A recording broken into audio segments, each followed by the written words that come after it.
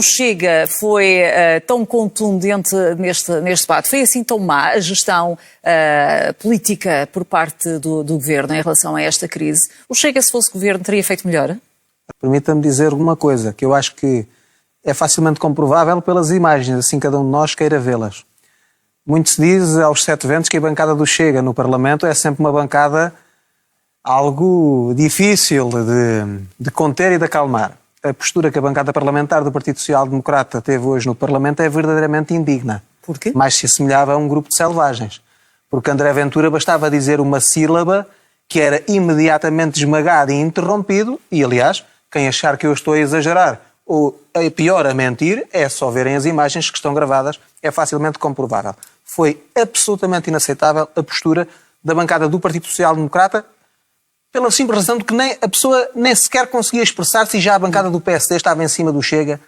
E o Chega não estava em cima, nomeadamente, do Primeiro-Ministro? O Chega, em alguns desses momentos, nem isso conseguia estar porque não deixavam André Ventura falar. Mas ficaram bem patentes algumas questões levantadas por André Ventura, mas a questão que quero agora colocar-lhe é até que ponto é que um debate, nomeadamente esta importância, e um debate quinzenal depois do país ter sido atingido por tempestades como estas, até que ponto é que os deputados foram responsáveis naquilo que disseram, e o próprio Governo naquilo que disseram, nas críticas, para sabermos exatamente aquilo que está a ser feito e o que é que falhou e olhar para a frente. Muito bem. O papel do Chega, e nomeadamente do Dr. André Ventura, é ser líder da oposição, foi a força que os portugueses lhe deram. E o Dr. André Ventura, por mais que uma vez, instou o Primeiro-Ministro a clarificar falhas que existiram, e existiram de facto, e o Sr. Primeiro-Ministro, quer primeiramente a André Ventura, quer depois, em nome da verdade se diga, a José Luís Carneiro, o Primeiro-Ministro não respondeu a nada. O Primeiro-Ministro chegou a perguntar ao Dr. André Ventura: Sr. Deputado André Ventura, diga-nos aqui o que é que falhou, clarifique. O Sr. Deputado André Ventura clarificou e perguntou: porquê é que se atrasaram a responder? Porquê é que não houve mais prevenção? Porquê é que o Ciresp volta a falhar? Porquê é que não deram abertura ao procedimento internacional de ajuda externa? O Primeiro-Ministro... O mecanismo europeu, não é? O mecanismo europeu, para as pessoas, eu disse desta forma para as pessoas perceberem melhor o que é que me estava a dirigir, o Primeiro-Ministro não respondeu a nada. Não, máxima. Mas responda-me a esta pergunta. Exemplo, qual é a percentagem de apoios que já chegaram ao terreno? Neste momento, eu trago aqui alguns dados. Posso lhe dizer que neste momento, por exemplo, para reconstruir habitações, nós, neste momento, os últimos dados que têm aqui disponíveis, estamos a falar de 12.625 candidaturas até 10 mil euros. Trago também, por exemplo, aqui um dado muito importante, que é os dados, por exemplo, do layoff, porque hoje se dizia que o Governo queria cortar salários às pessoas. Neste momento, o mecanismo já foi adotado por 1.385 trabalhadores. Eu posso aqui apresentar mais indicadores. Olha, posso, por exemplo, dizer que no âmbito das empresas, estamos a falar já de 4.310 candidaturas de empresas, no montante de 905 milhões de euros. Eu posso fazer aqui, Sim, debitar várias medidas. Mas o importante, para que as pessoas entendam, é 2 dias depois, situação de calamidade. 5 dias depois, o Governo estava a reunir o Conselho de Ministros e a decretar medidas. 5 dias depois. E 15 dias depois começaram a ser feitos os primeiros pagamentos. Quando eu disse, compare-se isto com... Olha, eu até sou honesto. Compare com a resposta, por exemplo, aos incêndios de 2025, foram 5 semanas, mas compare-se, por exemplo, com 2017. Foram 3 meses. Mas o que interessa neste momento às pessoas é exatamente se as coisas estão a chegar e se houve uma gestão. O ponto aqui, que eu acho que aquilo que é o que nos divide, e termino com esta primeira intervenção com esta nota. O ponto aqui é, nós não podemos nunca dizer que o Estado esteve em todas as dimensões, que não houve uma única falha.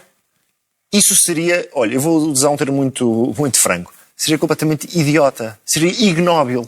Agora, aquilo que também não é sério... Muitos autoelogios por parte do Primeiro-Ministro em relação a essa matéria. Então eu vou aos autoelogios.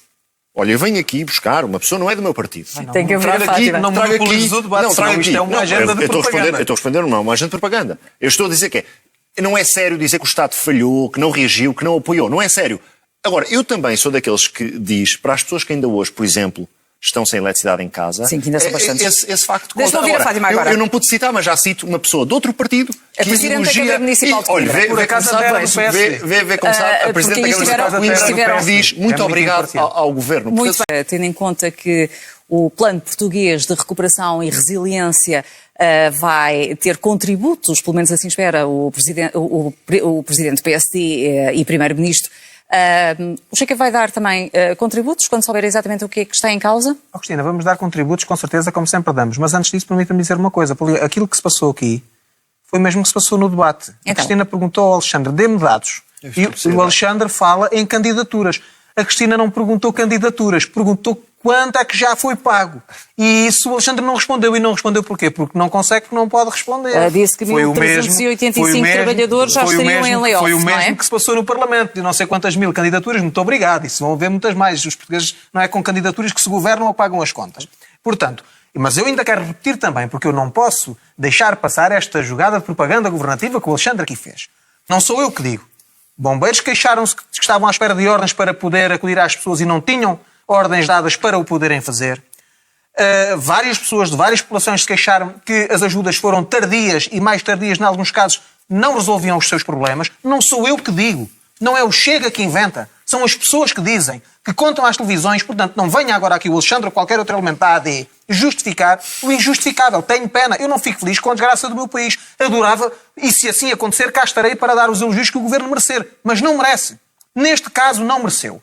E o Sr. Primeiro-Ministro Luís Montenegro, que é um pintas, é um pintarolas, cada vez que vai ao Parlamento, cada vez que toma da palavra, primeiro manda uma boca ao Zé Luís Carneiro a dizer que tem saudades de ser Ministro, ao Dr. André Ventura manda outra boca, o senhor tem que estudar e tal, mas é o Sr. Primeiro-Ministro que não cumpre os requisitos mínimos para a função que tem.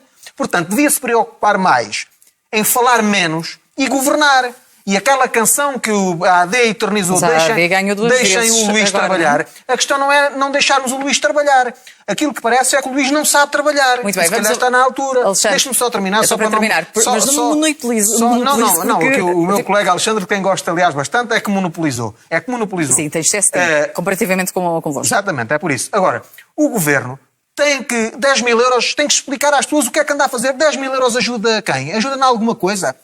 As portagens já foram reabertas, valha-me Deus. As pessoas que têm que sair e entrar em Leiria têm a sua casa destruída, mas à noite vão dormir fora de Leiria à casa de um familiar. No dia a seguir têm que lá voltar para tratar dos seguros, para ir buscar coisas danificadas, para acudir a familiares, já têm que pagar portagens outra vez. E deixa-me ouvir o Alexandre. Agora, vai-me dizer assim, porque eu tenho essa sensibilidade. Se eu fosse uma dessas 7.600 pessoas, eu estaria naturalmente devastado. É uma calamidade. Agora, nós que estamos a ter de gerir os recursos públicos, a lidar com as autoridades no terreno, a garantir que há uma reposição da normalidade, só podemos estar gratos pelo trabalho excepcional que seja autoridades locais, empresas privadas, prestadores de serviços estão a fazer para repor a normalidade. Relativamente às medidas temporárias, elas foram temporárias porque também os recursos do Estado são limitados. Mas eu vou trazer aqui um outro dado. Neste momento nós estamos a falar de um pacote de apoios, e termino com esta nota, estamos a falar de um pacote de apoios que já ronda os 3.500 milhões de euros. Eu deixo o desafio até aqui à RTP, que vão comparar outras respostas públicas de outros países que foram recentemente, nos últimos anos, afetados. E depois comparem essas respostas com os PIBs desses países. E vejam se esta resposta não é de uma dimensão brutal, a qual acresce um plano que vai ser apresentado amanhã para também garantir que essas localidades e as outras que não tiveram no espaço da calamidade, mas que também foram afetadas pelos efeitos da tempestade, também podem ter respostas para não só repor aquilo que ficou destruído e reforçar a resiliência. Agora, da parte do Chega, ficou esclarecido ou não em relação ao layoff? Eu fiquei tão esclarecido como os portugueses ficaram esclarecidos neste debate. Por isso é que eu estava a dizer, o Alexandre falou, nós ouvimos, agora temos 30 segundos cada um. O Alexandre não respondeu Aproveita nada. os seus 30 segundos. Aproveita exatamente para transmitir isto a quem me está a ver e quem nos está a ouvir, porque é o que pode verificar. Foram pedidos dados? Falou, lenga-lenga, sensibilidade, as pessoas, o não sei o quê. Isso todos nós sabemos. Isto não é o momento dos beijinhos nem dos abraços. Então deixa-me ouvir o Alexandre. Outra vez, Cristina, desculpa lá, deixa-me lá terminar. Já passaram os seus 30 segundos. Fartou-se de ouvir o Alexandre. Tem que concordar comigo que neste debate deu uma grande primazia ao Alexandre em detrimento da nossa intervenção. Por dois lados. Passou o tempo. Não, vá, faz favor. Continua lá a lenga-lenga do costume.